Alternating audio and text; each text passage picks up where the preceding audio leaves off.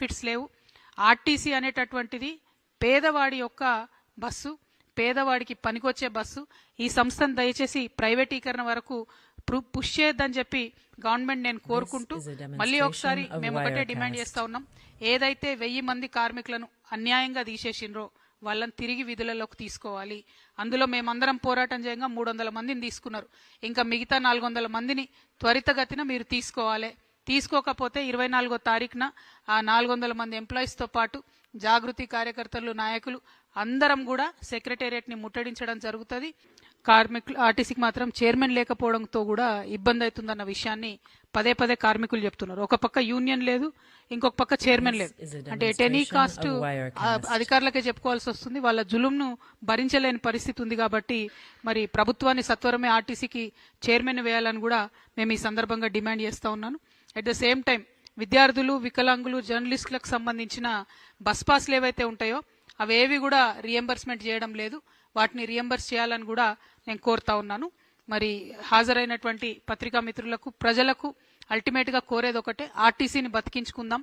సామాన్యుడికి ఏదైతే ట్రాన్స్పోర్ట్ గా వ్యవహరిస్తుందో అటువంటి ఆర్టీసీ సంస్థను ప్రైవేటీకరణ చేసేటటువంటి కుట్ర ఏదైతే ఉందో దాన్ని అందరం కూడా కలిసి సమిష్టిగా అడ్డుకోవాలి. ఆ కార్మికుల యొక్క సంక్షేమం కోసం కృషి చేయాలనే ఉద్దేశంతో జాగృతి ముందుకు నడుస్తుందని తెలియజేస్తూ సెలవు. Thank you. జై తెలంగాణ, జై జాగృతి.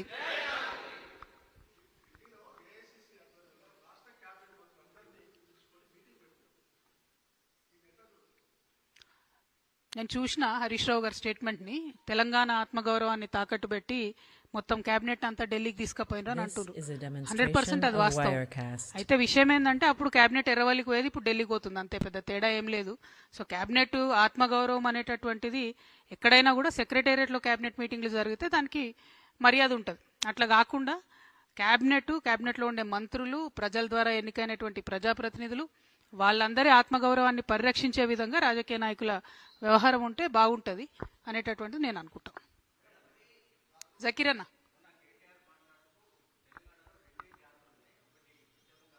This is a demonstration of Wirecast. 100% మరి ఉద్యమ ద్రోహులు ఎవరన్నది ప్రజలు నిర్ణయిస్తారు ఫ్యూచర్లో. ఎందుకంటే ఉద్యమానికి ద్రోహం చేసేటటువంటి వ్యక్తులందరినీ పక్కన పెట్టుకొని మాట్లాడుతున్నది ఎవరు, ఉద్యమకారులతో పాటు ప్రయాణం చేస్తున్నది ఎవరు అని ప్రజలు గమనిస్తూనే ఉన్నారు కదా అన్న. రోజు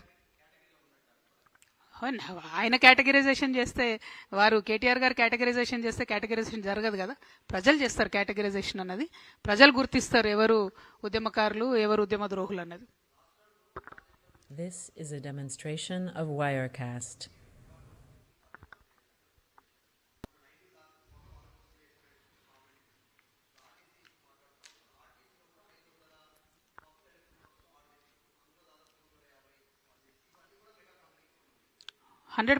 ఆర్టీసీ అనేది మెగా కంపెనీకి దారాదత్తం చేయడానికే ప్రైవేటీకరణ అనేటటువంటి సూత్రం వచ్చింది.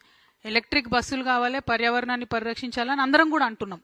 కాకపోతే పాయింట్ ఏంటంటే ఆ ఎలక్ట్రిక్ బస్సులు ఆర్టీసీ ఓనర్షిప్ లో నడవాలి. దానికి మన గవర్నమెంట్ అంటే మన ఆర్టీసీ డ్రైవర్ ఉండాలి. శిక్షణ విషయంలో కావచ్చు, క్రమశిక్షణ విషయంలో కావచ్చు, ఆర్టీసీ స్టాఫ్ ఉండే ట్రైనింగ్ వేరుంటుంది, ప్రైవేట్ గా తీసుకునే పిల్లల ట్రైనింగ్ వేరే ఉంటుంది. ఇప్పుడు ఆ ఎలక్ట్రిక్ బస్సులు పెట్టి అవుట్ సోర్సింగ్ పెట్టి కండక్టర్ డ్యూటీ కూడా డ్రైవరే చేసే పరిస్థితి వస్తున్నది. మామూలుగా యావరేజ్ గా ఒక ఆర్టీసీ బస్సుకి 6 కార్మికులు బతుకుతారు. ఈ గవర్నమెంట్ వచ్చినాక ఏం చేసింది, ఆ రేషియోను 3కి తగ్గించింది. అంటే చాలా వేగంగా ప్రైవేటీకరణ వైపు వెళ్తున్నది. అది కరెక్ట్ కాదు, ఎవరికి కరెక్ట్ కాదు. అది రాష్ట్రానికి కరెక్ట్ కాదు, ఆర్టీసీకి కరెక్ట్ కాదు. పర్యావరణాన్ని సరిచేయాలనుకుంటే మన ఓనర్షిప్ అనేటటువంటిది ఎలక్ట్రిక్ బస్సులది గవర్నమెంట్ దగ్గర ఉండాలి. ఎందుకు అద్దెకు తీసుకుంటున్నారు? ఆ అద్దెకు ఉండే కండిషన్లు ఏంది, మళ్ళీ ఎప్పుడు ఇస్తారంటే అల్టిమేట్ గా ప్రైవేట్ వ్యక్తులకు, ప్రైవేట్ సంస్థలకు లాభం చేస్తున్నారు అనేది క్లియర్ గా తెలుస్తున్నది. Thank you. అది తప్పు. యాక్చువల్లీ మంచి టాపిక్ గుర్తు చేసినావు బ్రదర్. JNURM అనే స్కీమ్ ఉంటుంది. దాంట్లో ఒక్కొక్క బస్సుకు 36 లక్షలు గ్రాంట్ వస్తుంది. ఈ రాష్ట్ర ప్రభుత్వం వచ్చిన తర్వాత, బీఆర్ఎస్ ప్రభుత్వం ఉన్నప్పుడు గ్రాంట్ రిలీజ్ చేసింది. ఈ ప్రభుత్వం వచ్చిన తర్వాత ఏదైతే కేంద్రం నుండి గ్రాంట్ వస్తుందో వీళ్ళు ఆర్టీసీకి ఇస్తలేరు. నేను అందుకే శ్వేతపత్రం రిలీజ్ చేయమని చెప్తున్నా. ఒక పక్క మహాలక్ష్మి పథకం కింద ఆర్టీసీని వాడుకుంటూ ఆర్టీసీకి చెల్లించాల్సిన డబ్బులు చెల్లించడం లేదు. రెండవది కేంద్రం నుంచి వచ్చేటటువంటి గ్రాంట్స్ ఏవైతే ఉంటాయో అవి ఆర్టీసీకి రాకుండా చేస్తూ ఉన్నారు. దీనివల్ల ఆర్టీసీ ఎంప్లాయీస్ వాళ్ళు దాచుకున్నటువంటి సొమ్ము కూడా బయటకు ఇవ్వలేని పరిస్థితి. ఆర్టీసీలో ఎవరైనా రిటైర్ అయితే వాళ్ళకి రిటైర్మెంట్ బెనిఫిట్స్ ఇవ్వలేని పరిస్థితి ఉన్నది. సో ఆ కేంద్రం నుండి వచ్చే నిధులు ఖచ్చితంగా ఆర్టీసీకే వాడాలని మేము డిమాండ్ చేస్తా ఉన్నాం. Thank you. జై తెలంగాణ. This is a జై జాగృతి. demonstration of Wirecast. ఆర్టీసీ కార్మికుల ఐక్యత, ఆర్టీసీ కార్మికుల ఐక్యత. జై తెలంగాణ. బిల్లు పెట్టింది అది అక్కడ బీజేపీ గవర్నర్ గారు వారు అడ్డుకోవడం జరిగింది.